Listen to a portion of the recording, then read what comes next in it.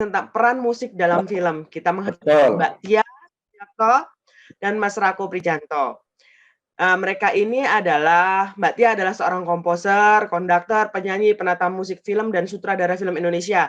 Usianya baru 44 tahun, masih muda banget. Nah, kemudian kalau Mas Rako itu sutradara dan penulis naskah asal Indonesia ya pastinya. Dia pemenang sutradara terbaik Festival Film Indonesia untuk Sang Kiai, dan juga pemenang penghargaan khusus ide cerita terpilih di Piala Maya 2016.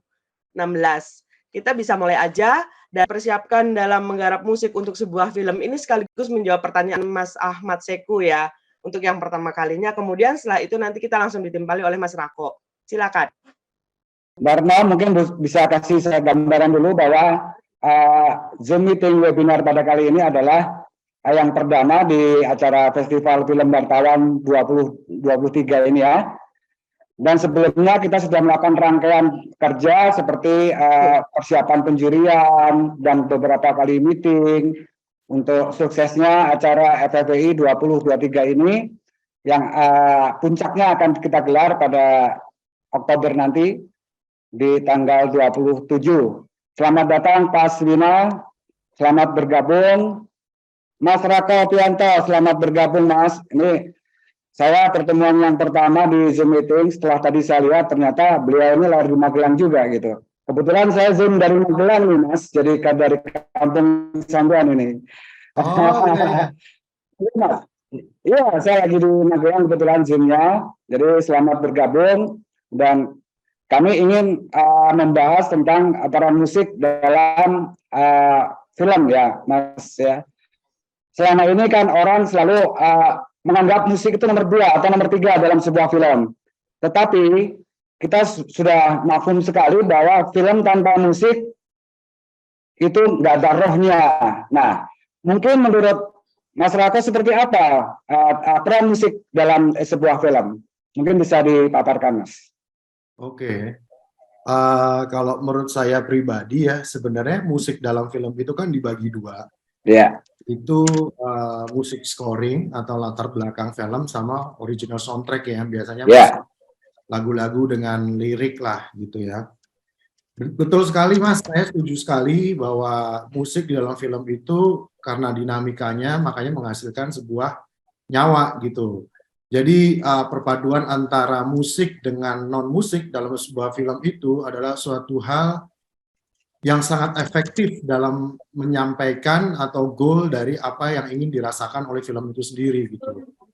Nah, terkadang memang musik ini memang sangat membantu sih untuk setiap scene itu menyampaikan gitu ya, atau berkomunikasi dengan penontonnya, menghasilkan sebuah rasa yang diinginkan gitu. Jadi seperti kan musik ilustrasi dalam film itu juga biasa disebut sebagai scoring. Jadi memang dia memberikan scoring gitu Mas.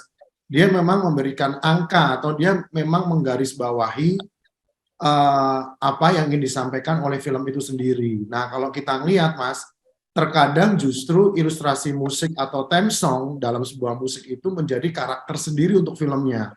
Kayak misalkan tiba-tiba kita mendengar sebuah nada, kita langsung tahu, oh ini nadanya Star Wars, oh ini nadanya Indiana Jones, oh ini nadanya apa film Superman atau apa gitu. Nah, itu memang menjadi sebuah bagian apa ya yang sangat penting menurut saya dalam sebuah film, karena banyak orang bilang bahwa film itu adalah seni ketujuh Mas. Nah, seni ketujuh itu di situ ada kriya, ada musik, ya, ada gerak, ada tari, ada drum, ada sandiwara, ada teater gitu. Jadi memang nggak bisa dipisahkan sih dengan dengan musik dalam sebuah film gitu. Kalau kita ngelihat kan zaman dulu banget ya sejarah film, bahkan ketika audio itu belum ada, belum tercipta, itu film-film bisu zaman dulu juga dengan musik pasti, kayak kita nonton Charlie Chaplin atau film-film yang lain. Jadi itu memang menurut saya dari awal penciptaan film memang sudah nggak bisa dipisahkan sih. Jadi musik adalah suatu hal yang penting dalam sebuah film menurut saya. Siap Mas. Kalau umpamanya dalam sebuah produksi film, satu film itu ibaratnya kita membuat sebuah satu loyang kue gitu kan. Ada baking sodanya, mungkin ada bahan-bahannya. untuk bisa menjadi sebuah sajian kue. Itu kira-kira persentasenya berapa persen tuh musik itu dalam sebuah kue itu tadi, dalam sebuah produksi film, Mas? Perannya? Perannya sih menurut saya ya mungkin 20 sampai 40% kali, Mas. Peran Jadi, itu karena di situ juga ada tata gambar ya, sinematografi, betul. ada acting juga, ada skenario juga, ada editing gitu. Jadi sekitar 20 sampai 40% tergantung dari jenis Iya, atau genre filmnya, Mas. Kalau film iya. musikal gitu ya pasti sampai 40% mungkin gitu kan. Iya, iya, betul, betul. Dialognya juga dinyanyiin, belum lagi nanti ada ilustrasi musik juga gitu. Iya, iya. Selama Mas bekerja itu pernah nggak ada semacam kontradiksi dengan si scoring si ilustrator musiknya bahwa ternyata scenes ini nggak cocok musiknya, pernah terjadi seperti itu atau ngalir begitu aja atau seperti apa, Mas, biasanya?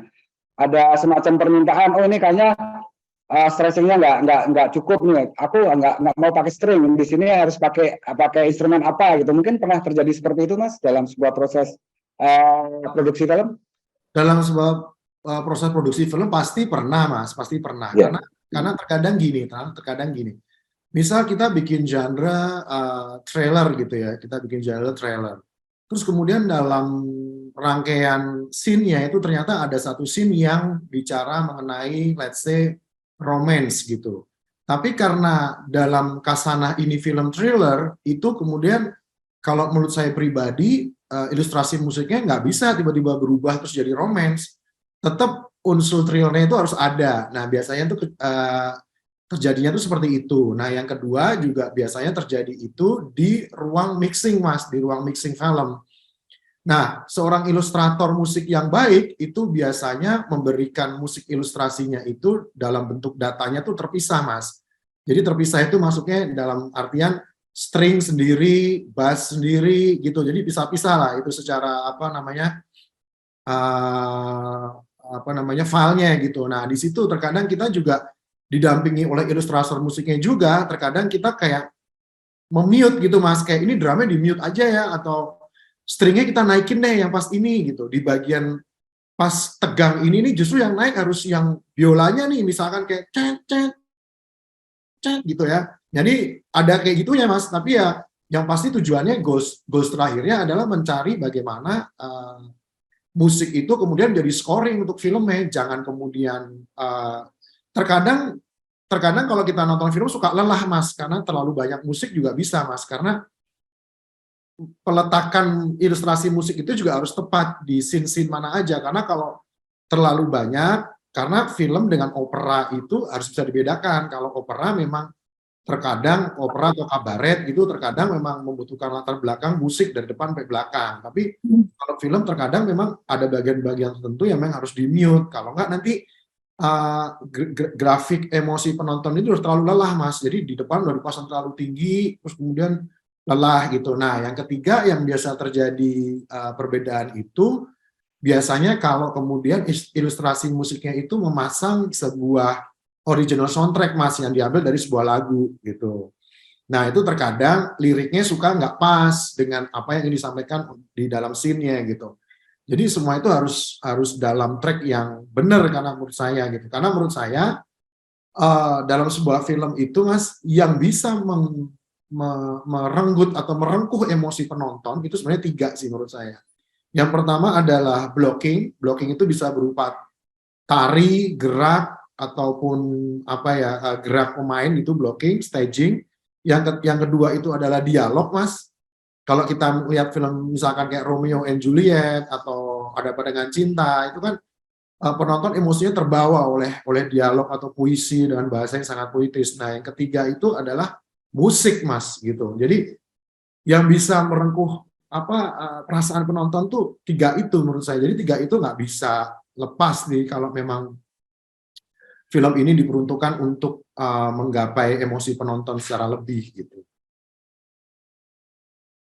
Intinya berarti Mas Rako setuju ya bahwa penting sekali peran musik dalam sebuah industri film gitu ya Mas ya. Karena dulu kan orang selalu berkesan musik itu hanya tempelan. Padahal tanpa musik emosi kadang-kadang tidak terbangun oleh penonton seperti itu kan. Nah kebetulan saya juga pernah menjadi ilustrator musik beberapa film Mas. Jadi kita zaman pahit dulu masih mixing di Interstudio yang masih serba ada sedikit analog, perpindahan generasi analog ke digital. Tapi belum digital seperti sekarang Mas. Saya masih pakai MIDI waktu itu. Jadi tapi memang sampling-samplingnya agak pusing kita Mas, waktu itu belum kayak sekarang. Jadi sekarang sudah sangat dimudahkan oleh era-era digital seperti sekarang ya. Kalau dulu kan harus proses di studio apa segala macam. Sekarang ya sudah bikin di rumah dengan dimudahkan dengan alat gitu seperti itu Mas. Jadi waktu kita masih sempat mengisi ilustrasi musik, orang masih menganggap itu musik tempelan tidak menjadi bagian penting dari sebuah film. Tapi pada hari ini kita mendapat pencerahan dari Mas Rako bahwa penting sekali gitu ya Mas ya. Artinya persentasenya bisa variatif, bisa 20%, bisa 75%, atau bahkan bisa 40% tergantung genre filmnya gitu Mas ya. Kalau film musikal mungkin akan didominasi oleh musik, walaupun itu entah itu musik soundtracknya, entah ilustrasinya atau seperti apa gitu Mas. Kalau saya simpulkan seperti itu Mas ya. Mungkin Mbak Retno ada pertanyaan untuk Mas Rektor? Mbak Retno? Oke Mbak Puput, ini Mbak Retno kayaknya kurang bagus ini sinyalnya. Atau mungkin kita lempar pertanyaan ke teman-teman peserta Mbak Puput? Ya, Pak, ini ada pertanyaan dari Mas Kintoko. Ya. Mas Rako, biasanya pertimbangannya apa saat memilih sama memasang lagu dalam film? Lebih ribet urusin soundtrack atau bikin film, Mas? Terus dari Firman, Mas Rako, gimana caranya mengukur keberhasilan penggunaan musik dalam film? Apakah hanya dari respon penonton sudah cukup? Terus Mas Seku ini dari awal sudah ngasih pertanyaan kayaknya dari buat Mas Rako nih. Apa yang pertama kali harus disiapkan untuk menggarap musik untuk sebuah film? Baik Mbak, terima kasih pertanyaannya. Tadi Mbak Puput ya. Ini yang Maskin udah saya jawab nih di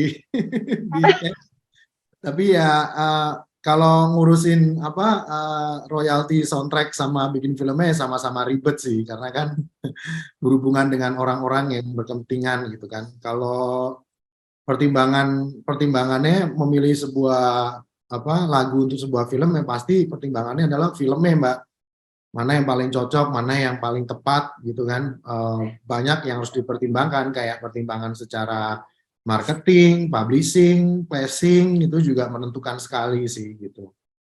Terus tadi pertanyaan ketiga dulu ya, pertanyaan kedua saya agak lupa tadi. Pertanyaan ketiga sebenarnya yang harus dipersiapkan itu harus betul-betul paham dengan skenarionya, dengan konten filmnya gitu. Apa yang dibutuhkan, apakah film period, genre-nya apa, emosi yang sedang dibangunnya seperti apa gitu. Karena kayak misalkan film topik, mungkin scoringnya jadi kayak film period, biopik nggak mungkin seperti kayak film horor misalkan, drama terus kemudian jadi film action kan juga nggak mungkin gitu. Nah, tema itu yang harus dijaga sih sebenarnya gitu. Terus apalagi tadi ya? Yang kedua tadi apa? Maaf Mas, saya lupa Mas. Ada pertanyaan bagaimana mengukur keberhasilan soundtrack film Mas? Apakah reaksi penonton sudah cukup? Kalau mengukur, ini agak keluar pertanyaan. Mengukur keberhasilan film itu sebenarnya banyak indikasinya Mbak. Kalau secara pribadi sih, penilaian pribadi saya sih, saya harus suka banget sama film yang udah jadi dalam final produknya gitu. Tapi kalau mengukur keberhasilan dari sisi komersial, yang pastinya dari jumlah penonton, ya kan. Kalau dari indikasinya diukur dari festival, ya pasti film ini bisa mendapat penghargaan dari festival dalam atau luar negeri. Jadi tergantung dari indikasinya dan tujuan awal untuk membuat film ini, goals-nya apa sih Mbak gitu. Bagaimana cara seorang sutradara membangun atau mengarahkan komposer musik agar mood yang dibangun dalam scene sesuai dengan yang diinginkan? Terus dari Bang Edo, bagaimana mengolah rasa musikal dalam sebuah adegan bersenyawa dengan inti cerita? Apakah pelaku pengisi musik scoring dilibatkan di awal produksi? Nah ini si Firman tadi melanjuti nanyanya lagi, Mas, maksudnya bukan filmnya, Mas, tapi mengukur keberhasilan penggunaan musik dalam film itu seperti apa? Mbak Nuti, ini pertanyaannya banyak banget, Mas Rako, ya sabar ya, pertanyaannya semua nanya ini. Apakah pernah ada perbedaan pendapat antara sutradara dan musisi, lalu bagaimana jalan tengahnya? Udah 3 dulu ya. Ya, kita batasin dulu Mbak Puput ya. Ini yang satu pertanyaan dari FFWI, bagaimana cara seorang sutradara membangun atau mengarahkan komposer musik agar mood yang dibangun dalam scene per scene. Oke, sebenarnya sih caranya ya kita baca skenario, kemudian itu ada script conference itu jadi skripnya ini kita bedah gitu, semua kru ada di situ, duduk dalam satu meja, dari sudut pandang masing-masing, dari job desk masing-masing gitu ya. Kita membahas tujuannya scene ini untuk apa, seperti itu. Tapi kita juga punya indikasi patokan kita tuh adalah grafik emosi gitu, grafik emosi dalam skenario itu yang harus dibangun. Jadi di titik ini emosinya sekian persen, di menit segini emosinya sekian persen. Jadi jangan sampai nanti over the top musiknya. Kemudian bagaimana mengolah dari Mas Edo, bagaimana mengolah rasa musikal dalam setiap adegan bersenyawa dengan inti cerita. Oke, intinya gini Mas Edo, jadi musik scoring itu, musik scorer, itu seperti Mbak Tia, biasanya kalau mereka mau bikin ilustrasi musik, itu sambil nonton Mas, jadi sambil nonton filmnya, gitu. Jadi dia nonton filmnya, biasanya filmnya ditaruh di proyektor atau di TV, terus awalnya mungkin dengan piano atau dengan keyboard, gitu ya, membuat nada dasarnya. Nanti setelah selesai mungkin dibawa ke orkestra, nanti diputar lagi tuh di orkestra dengan proyektor besar, kemudian mereka memainkan itu dengan konduktornya mengikuti alur dan tempo dari filmnya dan emosinya. Yang kedua, apakah pelaku pengisi musik scoring dilibatkan di awal produksi?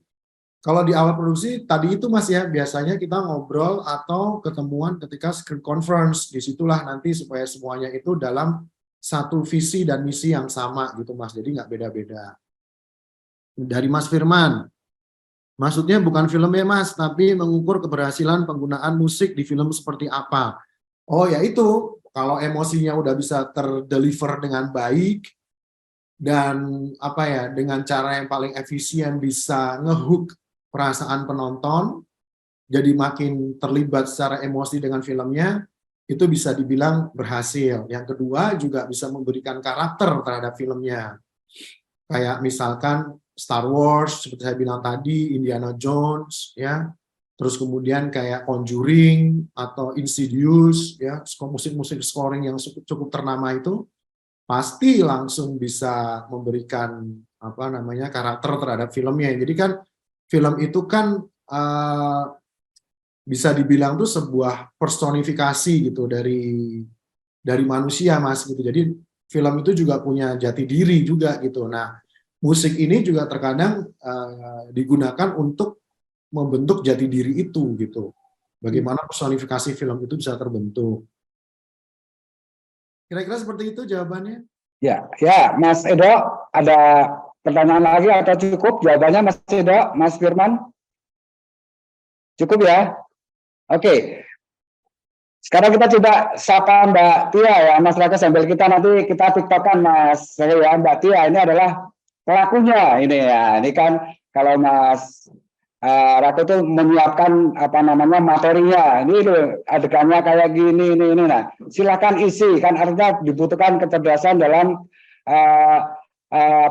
mengolah rasa dalam film itu. Nanti musiknya bakal seperti apa, instrumen yang digunakan seperti apa, itu nanti ini jagonya Mbak Tia ini karena sudah berkarya dari mulai 2008 kalau nggak salah Mbak ya, sampai detik ini masih luar biasa, tidak hanya sebagai seorang scoring atau ilustrator musik film, tapi juga penyanyi gitu. Nah, hari ini kita ingin mendengarkan paparan dari Mbak Tia tentang sebenarnya seperti apa sih ilustrator musik film atau scoring musik film itu, dan apa saja kesulitannya. Mungkin bisa disampaikan ke teman-teman Mbak Tia, monggo.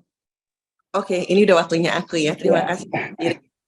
Assalamualaikum warahmatullahi wabarakatuh. Selamat siang semuanya. Terima kasih kepada Festival Film Wartawan Indonesia sudah berkenan untuk memberikan saya kesempatan. Terus aku juga mau menyapa Mas Rako. Halo Mas Rako, dulu kita ketemuan di salah satu proyek film ya, Malaikat Tanpa Sayap kalau nggak salah gitu. Mudah-mudahan Mas Rako masih ingat. Oke, kalau saya sebenarnya hobinya tuh bawa presentation deck untuk menjelaskan, tapi kali ini memang aku ingin lebih dekat, jadi nggak kepengen kayak dosen, jadi aku kepengen cuman cerita pengalaman aja. Aku memang start di dunia musik film itu di tahun 2007, di mana film pertamaku adalah Sang Dewi. Dari Sang Dewi itu aku belajar bahwa sebenarnya tipe dari format audio film itu sangat berbeda. Ini kalau kita berkaca dari segi teknis gitu. Untuk pertama kalinya saya belajar tentang Dolby, tentang Surround 5.1 atau Surround 7.1, bahwa benar kata Mas Rako tadi, kenapa harus menyediakan separate tracks atau track yang pisah-pisah, kalau di istilah dunia musik film adalah stems, karena itu untuk menyalurkan data dari frekuensi lebih kepada panning ke arah speaker yang benar. Jadi misalnya untuk frekuensi low itu di mana, frekuensi low mid itu ditaruh di speaker mana, frekuensi high itu taruh di speaker belakang biasanya kayak gitu. Nah, sekarang kita kembali lagi ke musik film. Kalau bagi saya sendiri, setelah saya belajar ini kan, kalau mengerjakan itu adalah momen belajar buat saya. Jadi selama sekitar dari tahun 2007 sampai sekarang saya belajar bahwa musik film itu sebenarnya termasuk dalam kategori musik terapan. Jadi sebenarnya ada pure music atau musik yang murni memang kita menciptakan musik tanpa embel-embel apa-apa. Misalnya kayak kalau kita mengeluarkan single atau kita mengeluarkan album ataupun EP atau mini album gitu ya. Kemudian musik terapan berarti penerapan musik itu dengan bidang yang lain. Misalnya musik dengan pendidikan, musik dengan kesehatan, jadinya musik terapi gitu ya. Nah, salah satunya adalah musik film, karena musik ini diterapkan di film. Benar seperti kata Mas Rako bahwa awal dari film itu memang berawal dari film bisu, kemudian di era Charlie Chaplin baru ada musik film tersebut untuk menggambarkan ekspresi dan gerakan atau gesture dari Charlie Chaplin tersebut. Sampai akhirnya sekarang itu dipakai, ada yang tipenya itu wall to wall, jadi wall to wall dari ujung ke ujung tuh musik kabeh gitu. Memang agak lelah, cuman mungkin itu memang adalah kemauan dari director atau kemauan dari produser, karena seorang music director atau film score composer atau penata musik film itu memang harus dealing with two persons. Yang pertama adalah produser itu is the one who make it happen, dan dia yang memang pasti memimpin project film tersebut. Yang kedua adalah director itu is the one who tells the story. Jadi sutradara itu yang tahu cerita, yang tahu persis dari awalnya seperti apa, karakter profilnya seperti apa, kemudian sampai akhirnya konklusinya itu seperti apa gitu.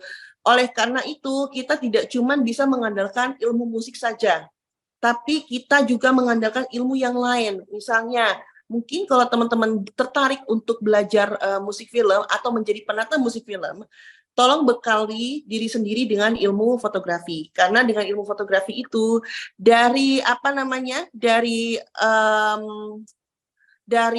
sudut pandang misalnya kayak close up, kayak apa segala macam, itu pasti akan menjadi bahasa director kepada kita sebagai penata musik film.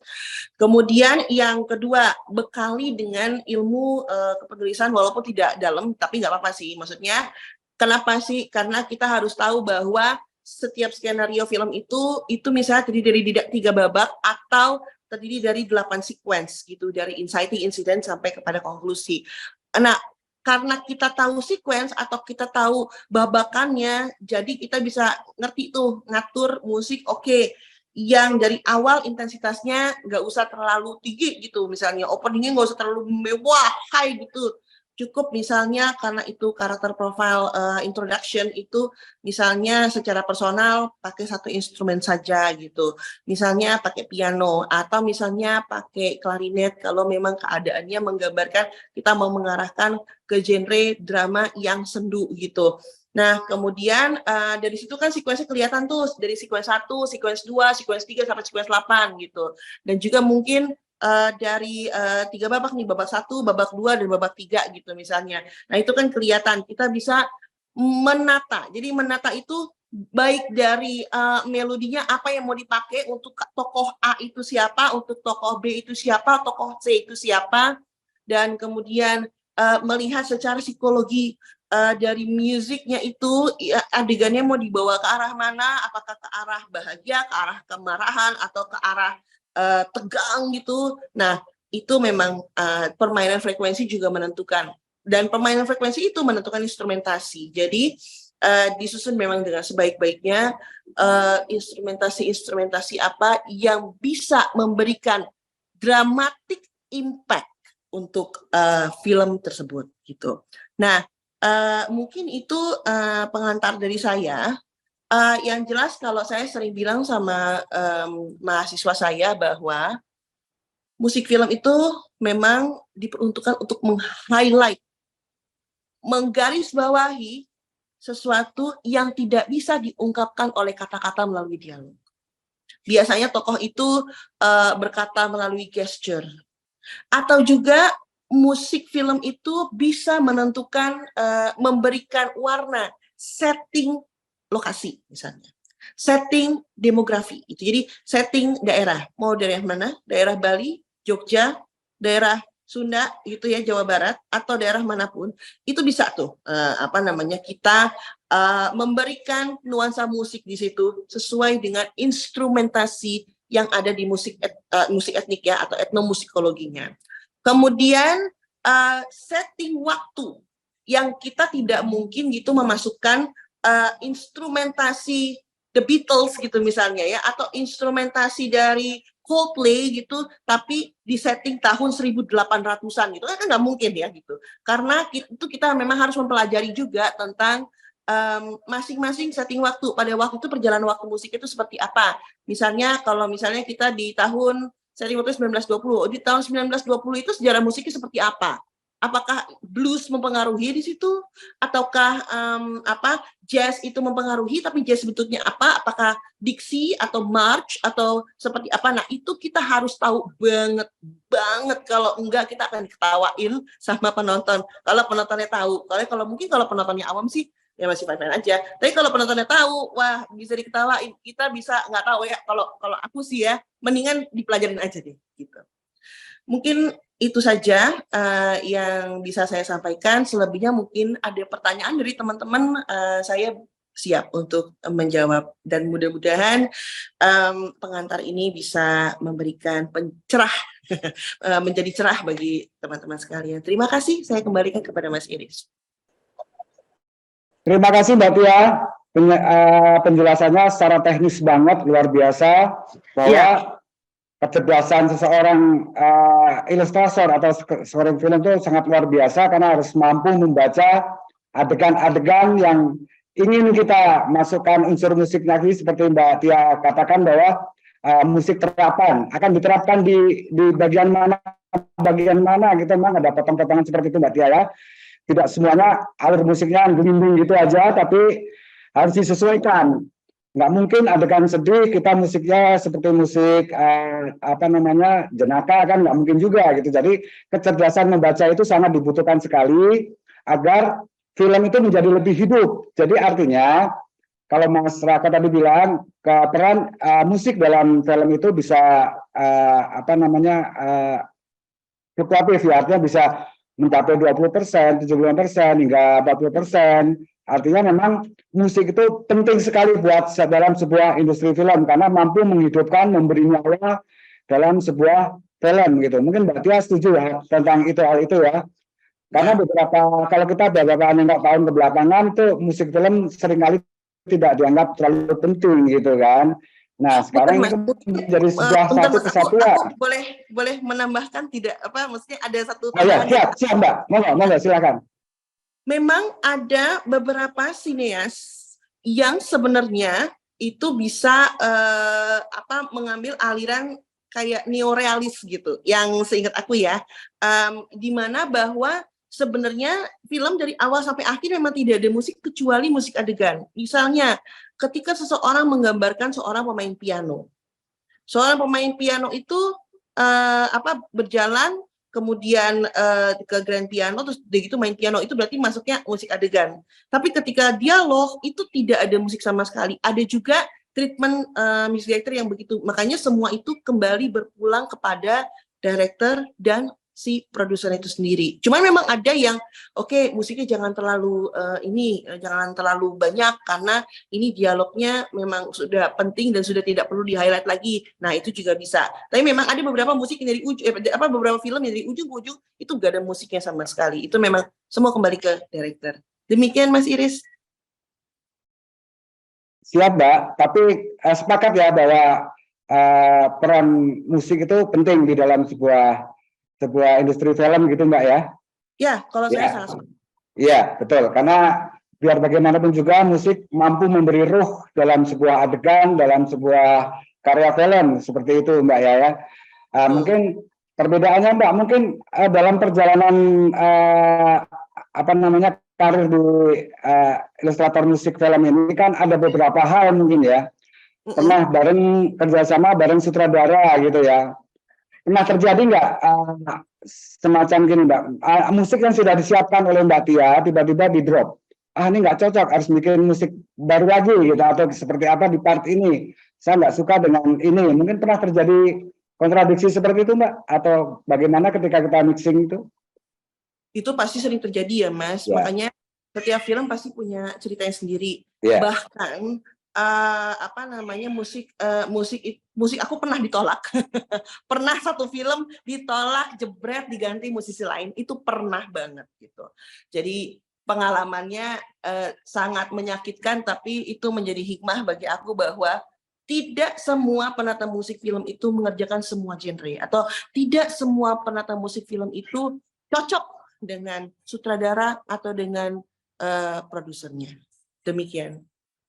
Artinya pernah ngalamin hal-hal seperti itu ya, Mbak ya. Jadi tidak dalam perjalanan karirnya tidak mulus-mulus saja ya. Apalagi dalam sebuah judul ditolak itu kan artinya luar biasa, bahwa terkadang ada part tertentu saya nggak mau musiknya kayak gini, coba diganti lagi seperti itu. Karena kita juga dulu saya pernah ngalamin hal-hal seperti itu, Mbak. Kebetulan saya juga pernah menjadi ilustrator di tahun 90-an awal gitu ya. Ada kurang lebih 10 judul film pernah saya bikin. Waktu zaman itu masih susah, kita masih banyak sampling, perlu ini itu masih kekurangan data, samplingnya pakai MIDI. Nah sekarang Mbak bekerja dengan sangat mudah sekali, semua sudah dipersiapkan, artinya tinggal kita perlu kecerdasan untuk menata ini akan diterapkan di mana, ini akan seperti apa, bahkan bisa dikerjakan di rumah. Kalau dulu kita masih harus ke studio, gotong-gotong alat segitu banyak, itu seperti itu kan. Ada memang di rumah kita sudah persiapkan, tapi begitu sampai di sana nggak cocok seperti itu kan. Artinya memang ada hal-hal yang memang disesuaikan dengan kebutuhan adegan dalam sebuah film. Seperti itu, Mbak ya. Nah, betul. Sekarang selain hasil karyanya, Mbak, kita peralatannya untuk saat ini seperti apa, Mbak? Biar teman-teman wartawan juga tahu bahwa sekarang kerja musik sudah dipermudahkan karena ada apa dan segala macam. Mungkin bisa diceritakan nggak, Mbak? Berbagi dengan teman-teman wartawan yang hadir di Zoom, Mbak. Oke. Jadi untuk produksi musik film, aku bilangnya produksi musik film karena pembuatan musik itu memang termasuk produksi juga. Ya, gitu. Betul. Oke. Sekarang ini berkat teknologi memang sudah cukup mudah gitu untuk membuat musik film. Baik itu memang kita tidak perlu lagi untuk memasang real film beneran gitu di bioskop, udah gitu ngeliatin orkes itu udah nggak perlu lagi sekarang. Nah, biasanya kalau seorang penata musik film itu pasti akan mempunyai satu namanya Digital Audio Workstation atau DAW. Di DAW itu sebenarnya bisa sih untuk bikin musik yang purely music, tapi ini memang peruntukannya untuk musik film, maka kita bisa memasukkan video di DAW tersebut gitu. Kita masukkan video di DAW tersebut, biasanya 24 frame per second, kemudian kita lihat memang dibagi beberapa reel.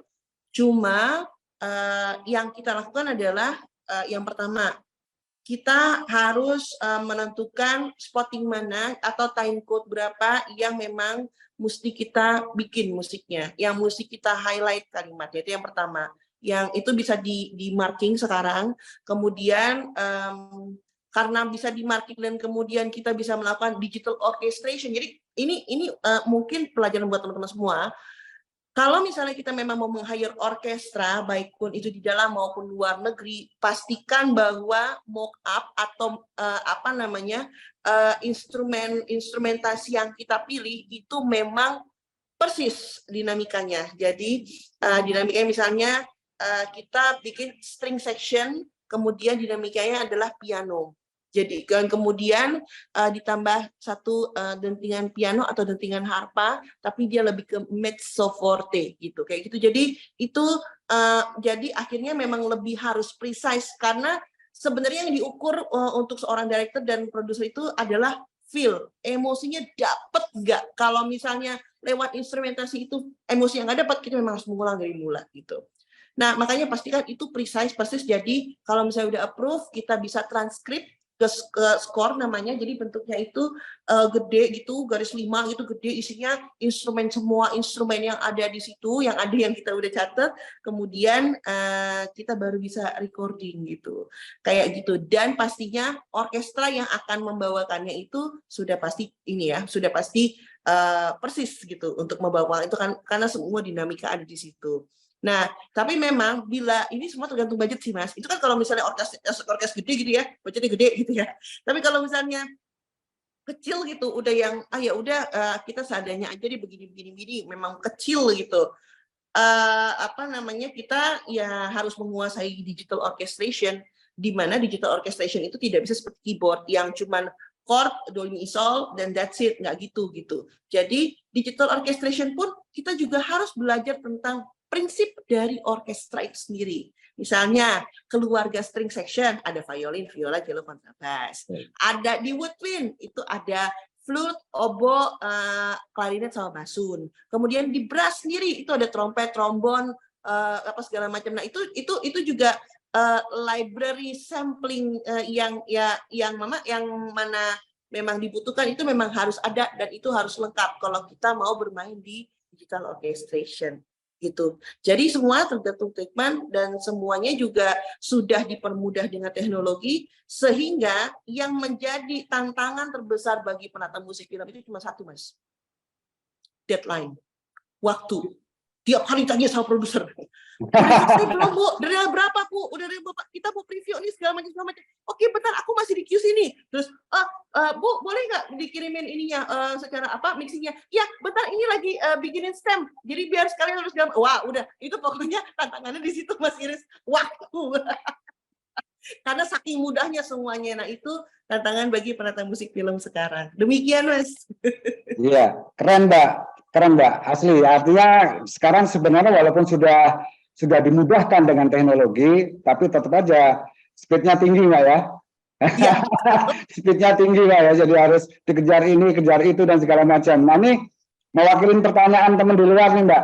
Ini kenapa sih kalau ilustrator musik film atau scoring itu kalau menggambarkan sebuah kesedihan, musik yang ditempelkan selalu string, padahal ada banyak alat instrumen lain yang bisa menggambarkan kesedihan. Tapi kenapa kebanyakan selalu string yang ditampilkan? Nah, mungkin Mbak Tia bisa bantu jawab atau seperti apa Mbak Tia memang lebih suka dengan string untuk menggambarkan ilustrasi sebuah adegan kesedihan, atau seperti apa, atau pernah menggunakan yang lain misalnya flute atau apa dan segala macam. Monggo Mbak, ini Mbak. Oke, terima kasih Mas. Jadi tidak semua musik yang ditaruh di situ adalah murni creation, maksudnya bukan creation, murni ditaruh oleh penata musik film secara atas kemauannya sendiri misalnya gitu ya. Semuanya itu pasti dengan persetujuan sutradara dan produser, di mana sebenarnya kita akan menganggap bahwa sutradara dan produser itu awam tentang ilmu musik gitu. Sementara kita punya banyak ilmu musik yang kita tidak mungkin mengatakannya secara teknis. Jadi, dan sutradara serta produser juga tidak mungkin mengatakannya secara teknis also. Jadi akhirnya editor biasanya kalau di offline itu akan menempelkan semacam satu audio track sendiri namanya temp file. Jadi music temporary file yang mana itu adalah brief Moderatornya Iris Riswoyo. Adalah brief untuk kita sebagai penata musik film.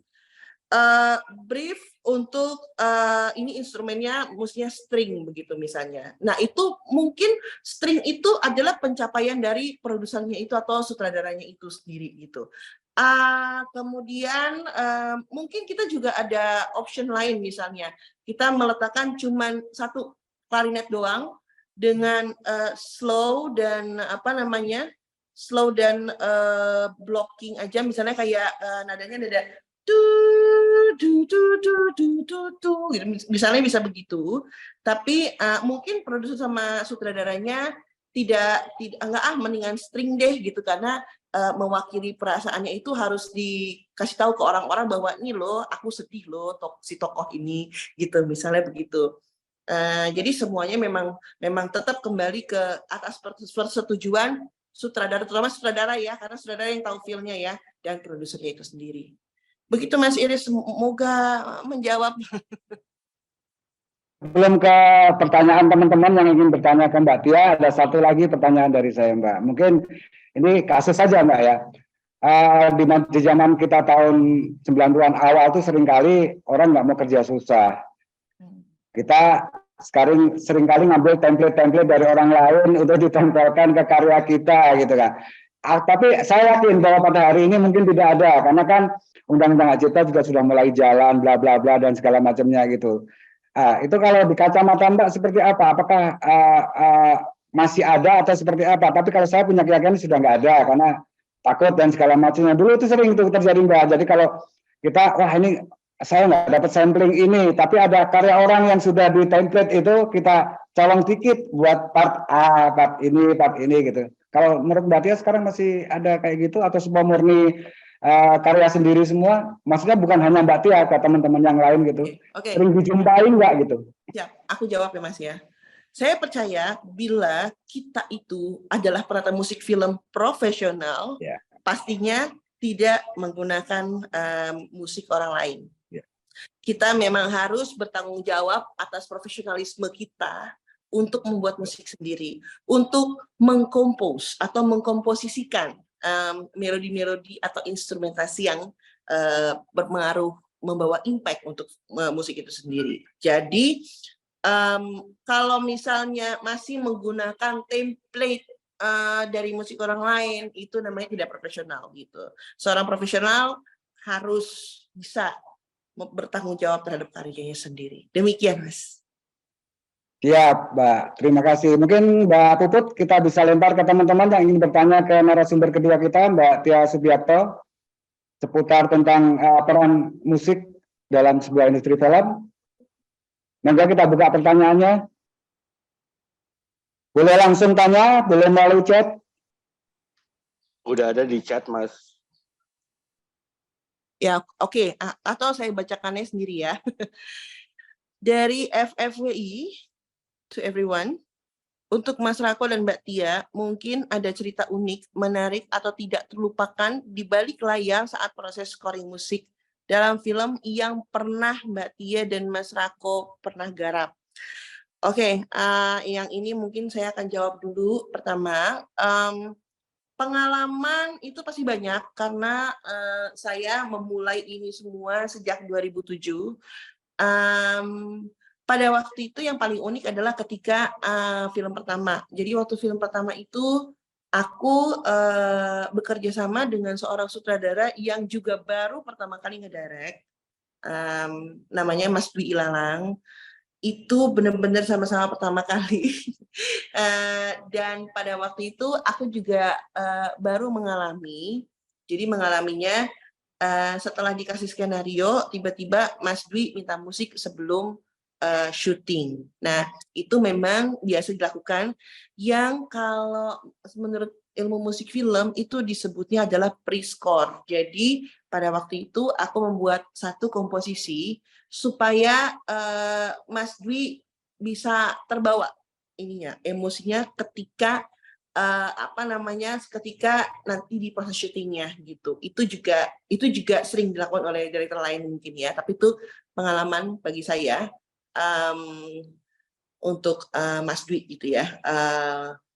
Pada waktu itu scene-nya tentang pemakaman, dan saya senang sekali bisa mengerjakan model-model requiem gitu ya, model-model Gregorian choir gitu, dan kemudian dengan stringnya gitu, tapi stringnya cuma bolong-bolong doang gitu, not penuh doang gitu. So itu pengalaman yang sangat menarik juga. Dan also juga pengalaman menarik adalah ketika saya harus dealing with musisi etnis. Jadi banyak sekali selama ini musisi-musisi etnis yang bekerja sama dengan saya, antara lain Mas Ivan Nestorman. Pada waktu itu beliau membawakan Sasando di film Aisyah Biarkan Kami Bersaudara, kebetulan musik dari saya, dan saya belajar banget gitu. Jadi lebih kepada belajar musik etnologi itu memang learning by doing. Kemudian waktu hafalan sholat Jalisa, benar-benar saya belajar banget. Ternyata Aceh itu punya tembang sendiri. Kalau di Jawa kan tembang ya. Kalau di Aceh aku nggak tahu mungkin, tapi nyanyian sendiri tentang tsunami pada waktu itu. Jadi pada waktu itu saya nggak bungkus apa-apa karena scene itu tuh setelah tsunami, wah kayaknya banjir banget yang kayak wah gitu. Kemudian tiba-tiba ada satu suara seorang perempuan, seorang ibu muda yang menembangkan tentang tsunami tersebut. Nah, dan kemudian ya udah gambarnya pada waktu itu ya aftermath-nya tsunami. Jadi memang benar-benar setelah tsunami itu bagaimana keadaannya dan segala macam. Jadi itu jadi nggak selalu melulu dibungkus string yang megah mewah apa segala macam, nggak selalu itu kok gitu. Seperti itu kira-kira itu pengalaman saya. Begitu. Ini menjawab pertanyaan dari FFWI Mas Iris. Ya, siap Mbak. Tadi sempat hilang dulu sinyal saya. Ini udah bisa masuk lagi. Mungkin yang lain ingin bertanya ke Mbak Tia sebagai narasumber kedua. Izin Bang Iris, saya bantu bacakan pertanyaan menggantikan Bang Puput mungkin ya. Iya. Oke, tadi Mas Rako mungkin bisa dijawab juga Mas, hal-hal yang tidak pernah terlupakan nih selama mungkin proses dalam musik scorer. Kalau dari saya sih lebih ke ini sih sebenarnya. Jadi bikin film di Indonesia itu menurut saya masih belum bisa dibilang ideal gitu ya, masih semi ideal gitu, secara waktu, baik secara budget dan lain-lain gitu. Jadi terkadang karena kondisi yang seperti ini tuh kadang-kadang semuanya harus bekerja dalam pressure yang tinggi dengan schedule gitu, dengan timeline. Nah itu kadang-kadang yang suka kemudian membuat kita agak-agak putus asa sih sebenarnya gitu kan, karena proses hidup film itu kan dari mulai skenario sampai kemudian selesai tayang itu waktunya tuh nggak lama gitu. Nah kemudian semua orang tuh kerja dalam pressure gitu, termasuk musik scorer gitu. Itu kadang-kadang itu sih yang justru yang nggak bisa dilupain gitu. Kayak misalkan semuanya udah selesai, tinggal kita bikin merit print untuk filmnya kemudian tayang. Tapi ternyata ada satu hal yang mungkin masih kurang di musiknya, sementara kita nggak punya waktu gitu. Nah, itu sih sebenarnya. Jadi kalau hal-hal yang lain sih ya pasti sudah berjalan dengan seperti adanya lah gitu ya.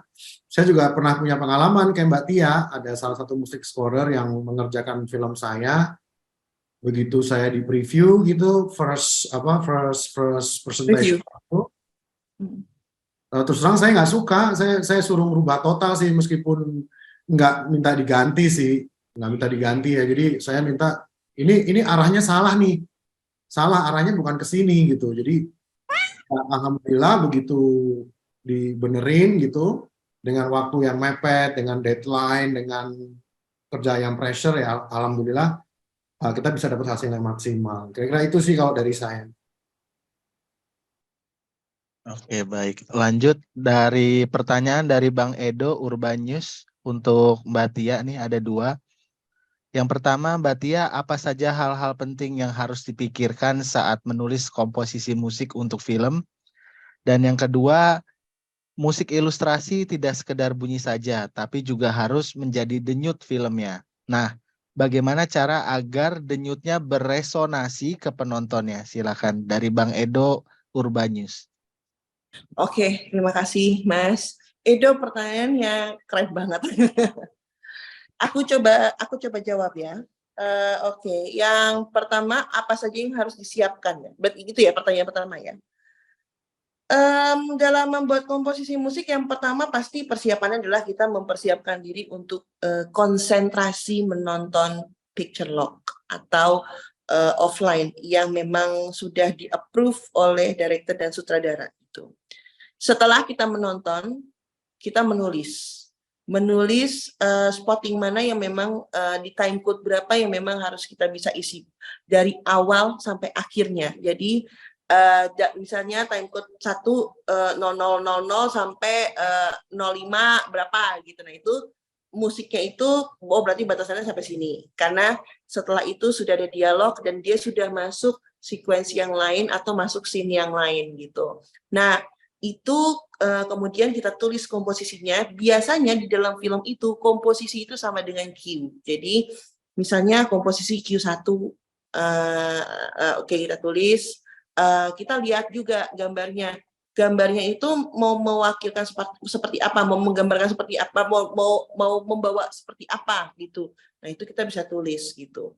Nah kita tulis baik itu maunya pakai DAW atau digital audio workstation maupun kita tulis tangan gitu, itu rasanya nggak ada masalah ya. Cuman biasanya kalau sekarang mah pakai digital audio workstation ya. Terus misalnya kalau memang basicnya memang mesti piano, kalau misalnya memang mau hajar pertamanya string section dulu boleh, misalnya tiba-tiba requirement-nya adalah tembang dulu, udah gitu masuk string section, itu juga nggak apa-apa. Semuanya tergantung dari director itu mau cerita apa di awal gitu, kayak gitu, misalnya begitu. Gitu. Kemudian yang mesti dipersiapkan juga adalah setelah kita menulis, setelah kita tahu, oh memang instrumen ini yang cocok untuk menggambarkan ini. Misalnya solo instrumen aja deh. Let's say misalnya tiba-tiba memang kita harus menggunakan suling dari Banyuwangi. Berarti kita harus bekerja sama dengan pemain suling Banyuwangi. Nah, di situ music producer bekerja.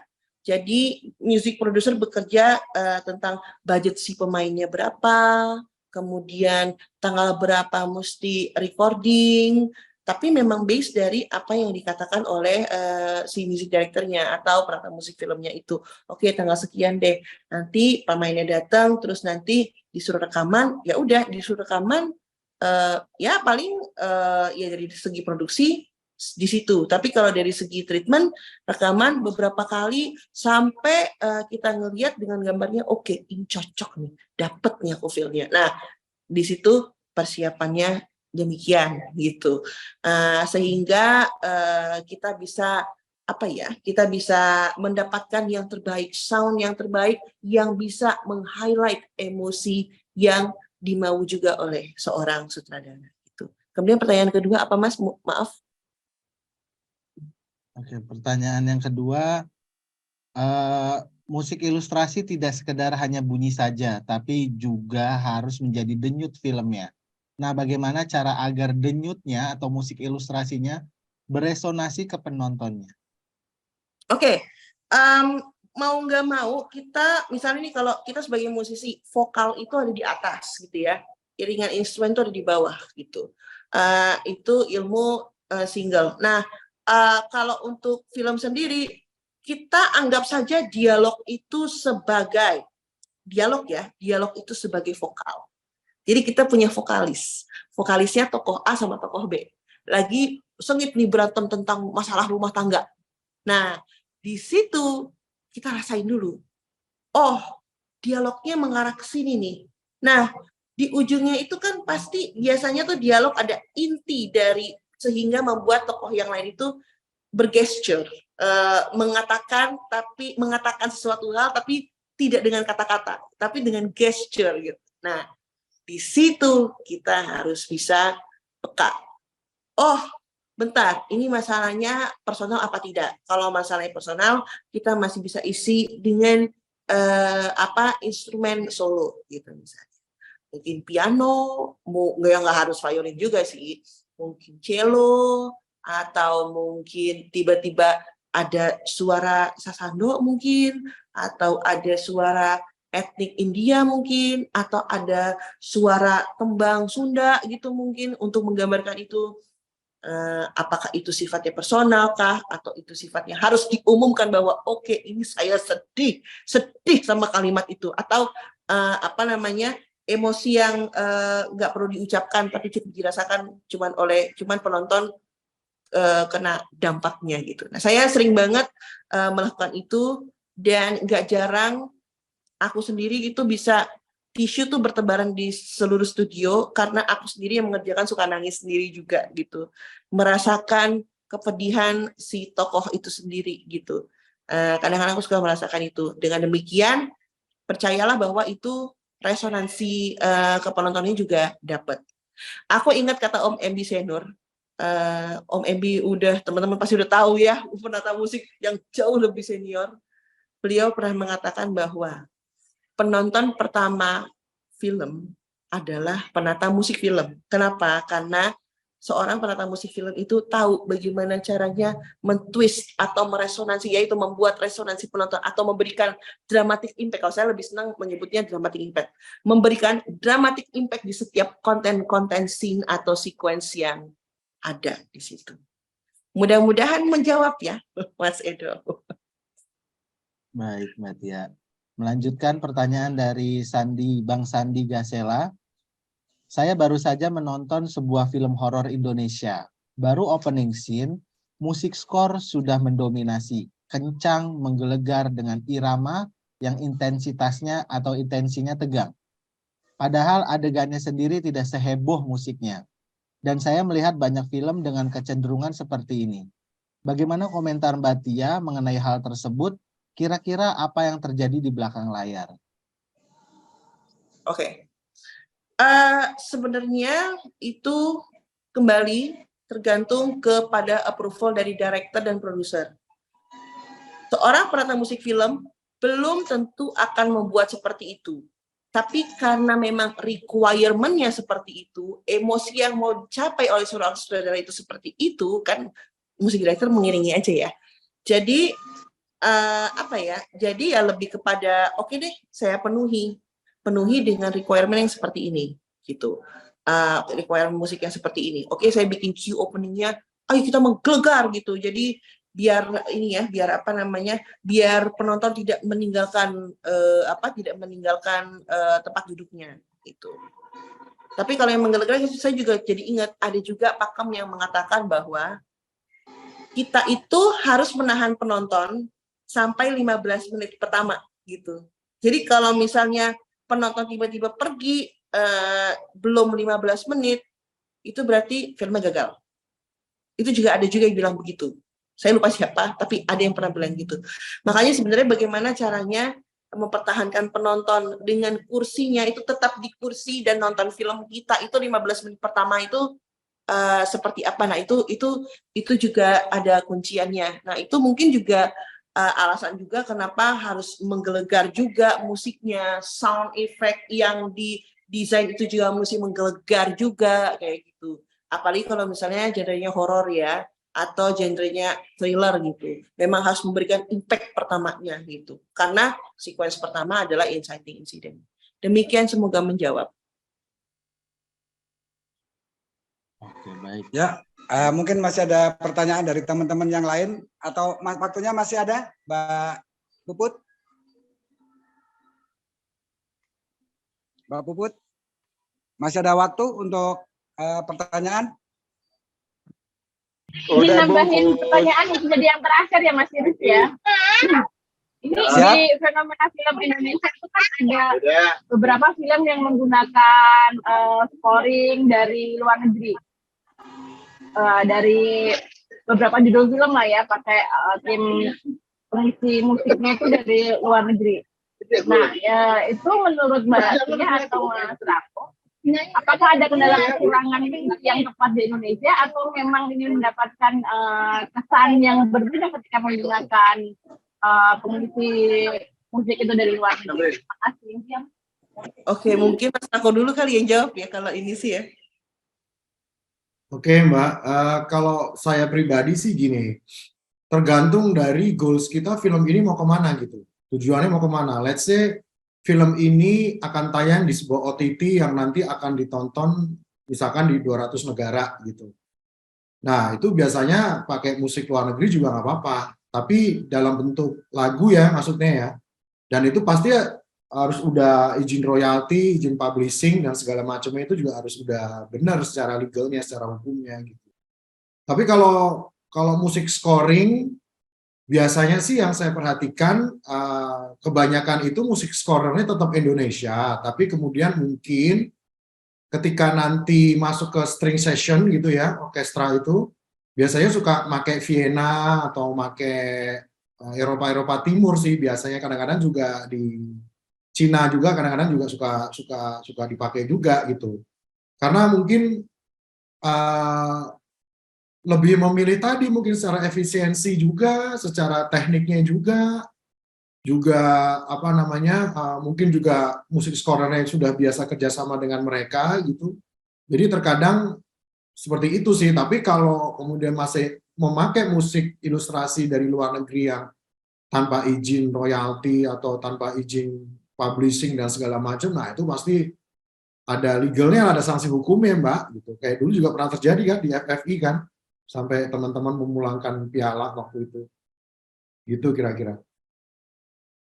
Oke, kalau untuk penggunaan musik ilustrasi dari luar itu seharusnya tidak dilakukan. Makanya itu kenapa seorang produser itu meng-hire seorang penata musik film. Supaya apa? Supaya musik yang dihasilkan itu benar-benar originalitasnya terjaga dan memang aman menurut menurut intellectual property-nya gitu, menurut hakinya gitu, menurut Nah tapi biasanya memang kalau seorang penata musik film kalau sudah membuat satu musik untuk satu film itu memang sudah tidak ada hak lagi untuk mengakui bahwa maksudnya kayak gini, ini udah menjadi hak pihak pertama, jadi hak dari production house-nya itu sendiri gitu. Kalau untuk musik film yang kita buat gitu, biasanya kalau secara legalnya begitu. Nah tapi kalau misalnya untuk menggunakan musik skor luar gitu, ya itu selama diurus dari segi legalnya ya mungkin masih nggak apa-apa ya gitu. Cuman kalau misalnya tidak diurus legalnya dan memang udah ditayangin aja gitu pakai musik ilustrasi luar atau musik skor luar itu kayaknya buat saya itu tidak beretika gitu. Itu aja sih, semoga menjawab.